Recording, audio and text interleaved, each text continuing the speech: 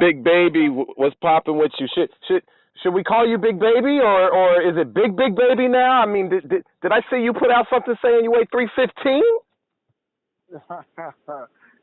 Man. Listen, man. We feel good. We feel strong. We ready to go, man. It's Big Baby, it is, man. Yo, how are you able to be a heavyweight that big and still maintain athleticism, maintain hand speed and stuff like that? Like, have you always been like that? Like, even when you were young? The main thing is just always just doing you. You know what I mean? Though it's a mental thing. You know what I mean? Guys always want to challenge, try to challenge it because it's not the norm. You know what I mean? You just got to be yourself, man. You just got to be real and just continue to be yourself, and then believe in your gifts and your goals. You know what I mean? That's the main thing. That's what's up. Well, let's get right into it. Big fight, June 1st. You and Anthony Joshua. At what point did you feel like this fight was actually going to happen? I mean, I know you kind of went about it the unconventional way. You've never really had that huge promoter, someone that could really, push you like some of these other guys. So, I mean, was this something that you kind of calculated and knew you were going to try and target this guy, or did it just magically happen? Nah, the main thing was I wanted to fight AJ. The goal was just constantly be on the path for collisions, no matter how much they run, how much they hard. I had one goal, and that was to get the belt. It didn't matter who it was, and that was it. So once we started getting close, you know what I mean, we started picking up training. That's all it is. Did you make the conscious effort to target Anthony Joshua and say, I'm going to go after this guy? I mean, because obviously, there's Deontay Wilder out there, there's Tyson Fury, but it almost seemed like you said, you know what, because I know early on you were trying to get all of them. And Correct. it seemed like it just wasn't getting any traction with any of them. They kind of ignored you. They didn't want to really hear about that. I mean, there'd be a little back and forth on Twitter and stuff, but it seemed like at some point you said, you know what, this AJ guy, this G String Joshua, I'm gonna get that guy. Like, was that a decision that you made at some point? Yeah, I mean, I was coaching the rankings in the WBO, the IBF, and the WBA. So when he took Joseph Parker's belt, and I was ranked in every section of body, I was like, man, I'm just gonna go after this guy and head in one direction and aim for his throat. And that's how it just came out to be. It was a decision to aim in one direction and attack it. And that's how it came to be. And like I said, it's a power of the mind. We just constantly believed it, constantly put it out there in the universe, and sooner or later, people start taking notice. He started taking notice. The shit talking started taking notice, and sooner or later, man, put money where his mouth is, and that's where we at. So take me back to, I think it was July of last year. I know AJ was in New York. They had the big DAZN rollout, the announcement of that, Anthony Joshua versus Povetkin and all that stuff. And then I was actually there. I look out of the corner of my eye and I see you walk in, and I'm like, "Yo, what's he doing here? What's going on with that?" Like, did you know you were gonna show up and get in his face at that time? I mean, it wasn't really planned, but I knew the minute once I seen him, I was going to get on him. You know what I mean? And that was the main thing. And like I said, I never liked him. You know what I mean? His whole image is made up. You know what I mean? He gave him enough gifts already. So I made sure once I seen him, I was gonna make him know he's a punk, and I was gonna punk him as soon as I seen him. So that's what I did. And I always put my money where my mouth is. And if anybody know me, when I say something, I go and do it. Yo, you were like one of the first guys that I can remember who actually said his image is fake. Like, that's not the real Anthony Joshua. And then I think something happened where I don't know if his phone got broken into, something like some text message, some DMs or something like that leaked, and he had like a different tone in those DMs than he presents like on camera in front of reporters and stuff like that. Is that something that you picked up on? Yeah, I've been through that. You know what I mean? Sometimes I try to be this humble guy, and then sometimes I try to be this tough guy, and he's neither of them. You know what I mean? He's a normal dude that grew up in Hartsford or Sharpsford, or he's a square. You know what I mean? Like in America, we call him the L7. He's a square. You know what I mean? That's what we call those kind of guys. You know what I mean? Or if he was just real, he'd just be a normal dude. But when you're trying to be something you're not, he's just a prick. You know what I mean? And that's what I just tell people. I said, man, and you can sell that story to all the non Joe Schmoes and white collar guys. But anybody's really from the streets or understand what it feels like coming from a hard upbringing, they gonna smell the BS. You know what I mean? You don't think he had it hard like that? Yeah, man, I'm not saying his whole upbringing was rough, but they ain't Right. no way compared to other people in England. You know what I mean? Or other people over here in New York or in Brooklyn. Like I said, especially when he came up in boxing the way he did. Like I said before, I'm not saying that he wasn't a hard worker. I'm not saying that, but Right. man, he ain't fighting no killers. Point blank, period. You know what I mean? Mm. He talk tougher than what he been through. Well, I mean, having said that, do you expect a certain type of guy inside the ring? Like, I mean, is that hard to prepare for when you see someone presenting a certain image in front of the camera, but you're expecting something different inside the ring?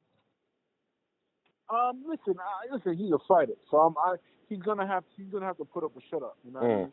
And of course, we said we seen him pick himself off the canvas against the older Klitschko. You know what I mean? We see him get clip shots, and he's kind of came back from those. But like I said, those guys are not built. Even none of his opponents are built like me. You know what I mean? None of his opponents got heart like me. None of his opponents got mouth like me. You know what I mean? So and have size like me.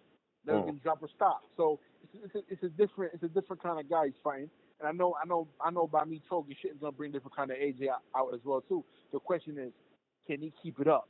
You know what I mean? That's the whole point. Can he keep it up? When we throwing bombs back and forth, and he start questioning himself, like this dude's not no joke. You know what I mean? That's the thing. And I know once I get him to that point, I'm gonna break him. And I know this is something that you've been working your entire life for and everything, but have you had the opportunity to step back and really look at it as, wow, I'm in this moment? Yeah, but I mean, sometimes when you're born for something, man, you're not even going. It's not even no stress to you. Like I was born for this, and I've been preparing for this for 15 years, man. So maybe longer than that if I really sit down and think about it. But no, I'm not sitting here like, oh, well, I'm fighting for the championship. Cool. It's really time. It's gonna be worth it. I'm out here ready to kill something. Fuck congratulations. Fuck being happy. You know what I mean? Ain't no like. I'm not. The moment not gonna be bigger than me, bro. It's not against on my head, nothing like that. You know, I mean, things is go in there and do what the hell I gotta do. You know what I mean? I mean, the magnitude of this fight is like in the traditional boxing world, like this would be a pay-per-view fight, but obviously it's on the zone. So has the promotion for it been any different than a typical fight for you? Have you had to do more stuff? Is it less stuff? I mean, what's just the promotion of it been like? I mean, the only thing that I've done any different in this fight is I've done more press conference earlier than I would do in some fights. You know, but yeah, I mean, the magnitude of it is a lot bigger than any other fight. This is for the heavyweight championship of the court. But I've kind of isolated myself already. You know, as soon as I came out of the London press conference, and I've kind of did minimal interviews, and I just haven't really been in that vibe. You know what I mean? I've kind of been like Dirt McGirt, you know, scruffy mode, just in the gym 2-3 times a day. You know, just sitting in the crib with the boys and, you know, watching old fights and just chilling, you know what I mean? Just keeping involved, just relaxing, just doing what we do, you know what I mean? Like, people get caught up when they try to add so much more than what they've been doing, you know what I mean? Like, we've been doing, and we added a little more tweaks in it, you know what I mean? Because we know we want to improve here and there, but we're not going to go change everything because we're fighting for title. We got to do that. Like no, I mean, that's how people get lost or they don't perform the best because you're trying a whole bunch of new shit. You know what I mean? You're gonna be the same big baby. You're gonna be the best in shape 300 pounds you ever seen in your life, though. I'll tell you that. Do you feel like you're getting the support from Brooklyn, New York, America, like the same type of way that Anthony Joshua? I know we actually did an interview with your girl Sarah Fina, and she was actually pretty critical about that and about people giving you support. I think she has some words for Danny Jacobs. I think Danny Jacobs was looking a little too chummy with Anthony Joshua. She felt like so she had a few words about that. She felt like that wasn't right. But are you feeling the love and support, or do you feel like there should be more? Oh no, me and Danny talk. I mean, that's all business. I mean, him and AJ, we're over the zone right now, so he came to town and helped his profile. Him and AJ told, but don't get it twisted. Danny's all Brooklyn all day. You know what I Mm. mean? Like you gotta. Once you get to a certain level, you can't let certain things bother you. If it's business, and it is old business in the day. When that come in that ring, we all know what it is. You know what I mean? We all know what's gonna happen. A lot of guys in New York take pictures of AJ, and they're like, "Yo, you better wash him up." You know what I mean? But it is what it is. And I go to England. I got a lot of love in London compared to when I'm home. You know what I Mm. mean? So none of my people don't understand it. It is that the magnitude of boxing is so much bigger in Europe or in England right now than it is in America because you gotta understand we have so much going on over here. So in England it's soccer, boxing, and darts. Over here we got everything. We got everything else. You know what I mean? So Mm. it's cool though. You know what I mean, like I said before, I'm not letting the fans speak for me. You know what I mean? I'm speaking for my damn self. When we get in that ring, it's gonna be mano a mano, my two hands versus his two hands.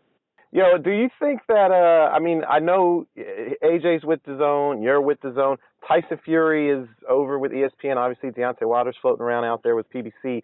Do you think AJ is the toughest of the three for you to fight? I mean, obviously, I know you won't know until you've been in the ring with everyone, but just on paper, do you consider him the toughest of those three as far as style is concerned for you, or do you think Fury or Wilder might be tougher? Um, I don't. Huh. I don't know. I think everybody's tough. Mm. I look at everybody as being a toughest opponent. Everybody's gonna be tougher and tougher. You know what I mean? Man, I'm going up to AJ because he got the biggest. He got the biggest dot on his forehead. Mm. Put it like that. At this point, you know what I mean? Everybody got him better than Deontay, and Tyson Fury wasn't even in the top 10. He fights two bums, and then he's in the top 7. And then he gets a draw with Deontay. Now he's top 3. So I don't get the ranking position. So with people, BoxRec and all these sanctioned about it, they numbers change every other month depending on who's writing that check. You feel me? So Mm-hmm. my main thing is going there to do what I do and watch AJ out. That's what's up, Big Baby. Real quick, let the fans know what you're gonna do the next day after you win. What are you gonna do? You gonna go to Disney World? You gonna go see the fam? Man, I'm from Brooklyn, man. I'm from Brooklyn, man. I'm going to freaking Coney Island. Get me a Cheerio with my Mexican cart, and I'll probably go to Belize, and it's probably chill with the fam, man, and get back to business a week or two.